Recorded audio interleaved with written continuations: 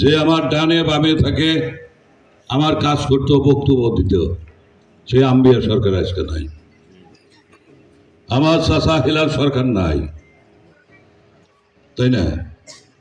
এই গ্রামের মুরব্বী মুক্তা সরকারও নাই। আর কেনা নাই? আমার মুরব্বী মতি সরকার, মতি পণ্ডিত সাহেব, উনিও নাই। সামাদ সরকারও নাই, তাই না? এরা অনেক মানুষ আজকে নাই।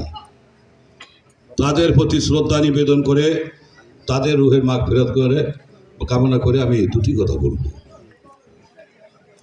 একটা জিনিস হলো, আগামী দ্বাদশ নির্বাচন 7ই জানুয়ারি সারা বাংলাদেশে আপনাদের ভোট হবে, আর বীরকুচিতে চৌহালিতেও আপনাদের ভোট হবে।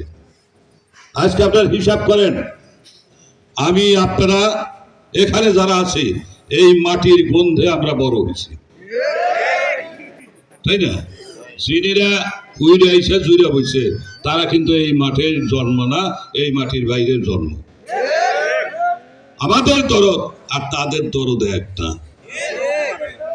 তাই যদি হতো, সে কোনোদিন আমাদের দলও করে নাই। আজকে মাল আছে, টাকা আছে, একটা নৌকা কিনে নিয়ে এসে, আর এখানে যারা আওয়ামী লীগ করে একটা হাত তোলো তো, দেখছেন নৌকা চলবে কেমন করে? নৌকার বইটা যারা, এরাই হলো বইটা, সেই বইটা অতি বিশ্বাস। আজকে আপনারা আমার সাথে, আজকে আমার সিনিয়র যারা আছে, জুনিয়র যারা আছে, এই বেলকুচিতে, এই সিরাজগঞ্জে আওয়ামী লীগের পয়দা যদি দিয়ে থাকে, আমরাই দিছি। হেলাল সরকার, আমিয়া সরকার, আমরাই দিছি। আজকে কেবা করে নেয় এইটা তো আপনারা জানেন। বড় বড় কথা বলে, আমি আজকে গর্ব করি এই মাটিতে হঠাৎ এমপি আইসে ছেড়ে বলল, এই সমন সারা আমার গ্রাম, তাই না? কি করছে বাপ বেটা মিলে? কি করছে?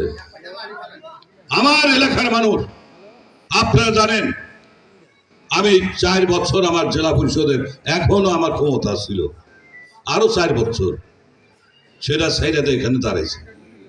কেন দাঁড়াইছি?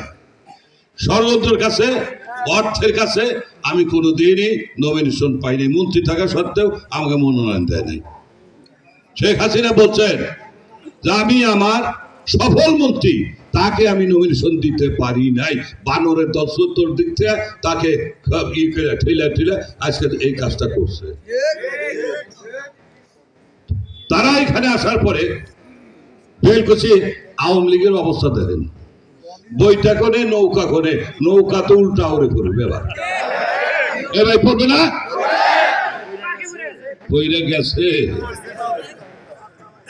আজকে যেখানেই যাই আপনারা খালি বলবেন যে আপনি যে আসছেন এই এলাকায়, এই ওয়ার্ডে কয়টা উন্নয়ন করছেন, কোন উন্নয়ন করছেন, কিসের জন্য আপনার ভোট চান চাইতে আসছেন?